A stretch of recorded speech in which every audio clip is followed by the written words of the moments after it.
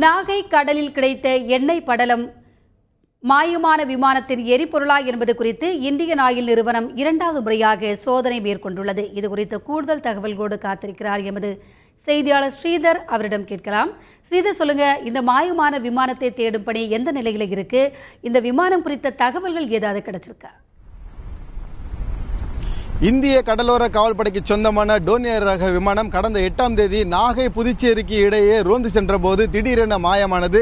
இதையடுத்து மாயமான அந்த சிறிய ரக விமானத்தை கண்டுபிடிக்க இந்திய கடலோர காவல்படை கப்பல்கள் மற்றும் கடற்படை கப்பல்கள் நாகப்பட்டினம் மற்றும் புதுச்சேரி பகுதிக்கு கடற்பகுதிக்கு விரைந்தன. இந்நிலையில் இந்த மாயமான விமானத்தை தேடி, அதாவது 5 நாட்களாக தேடும்படி இந்த பகுதியில் தீவிரமாக நடைபெற்று வருகிறது. அது மட்டுமில்லை, குறிப்பாக கடற்பகுதியில் ஒரு பக்கம் தேடுதல் பணி நடைபெற்று வந்தாலும் கடலோர பகுதியிலும் கடற்கரை ஓரத்திலும் இந்த தேடுதல் பணி தீவிரப்படுத்தப்பட்டுள்ளது. அதாவது பாண்டிச்சேரி, கடலூர் மற்றும் சதுப்பு நில காடுகளில் சோதனை மேற்கொள்ளப்பட்டது. அதே போல் நாகப்பட்டினம், வேதாரண்யம் மற்றும் கோடியக்கரை பகுதியிலும் இந்த தேடுதல் வேட்டை நேற்று முன்தினமும் நடைபெற்றது. இந்த தேடுதல் வேட்டையில் எந்தவித முன்னேற்றமும் ஏற்படவில்லை. இதனிடையே கடந்த 3 தினங்களுக்கு முன் இந்திய கடலோர காவல்படை கடலில் ஆய்வு மேற்கொண்ட போது அந்த சோதனையில் எண்ணெய் படலம் சிக்கியது. இதையடுத்து அந்த எண்ணெய் படலத்தை இந்தியன் ஆயில் நிறுவனத்திடம் ஒப்படைத்து அதை ஆய்வு மேற்கொள்ள அனுப்பி வைத்தது. அந்த ஆய்வில் இது மாயமான அந்த விமானத்தின் எரிபொருள் இல்லை என்று தெரிவிக்கப்பட்டிருந்த நிலையில் நேற்று ஒரு எண்ணெய் படலம் கடலில் கிடைத்துள்ளது. அந்த எண்ணெய் படலத்தை மேலும் இந்தியன் ஆயில் நிறுவனத்திடம் இந்திய கடலோர காவல்படை அதிகாரிகள் அனுப்பியுள்ளனர்.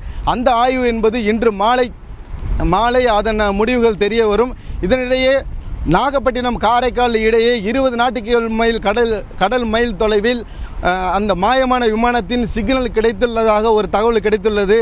இதற்காக இந்திய கடலோர காவல்படை கிழக்கு பிராந்திய கமாண்டர் திரு SP சர்மா காரைக்காலுக்கு தற்போது விரைந்துள்ளார்.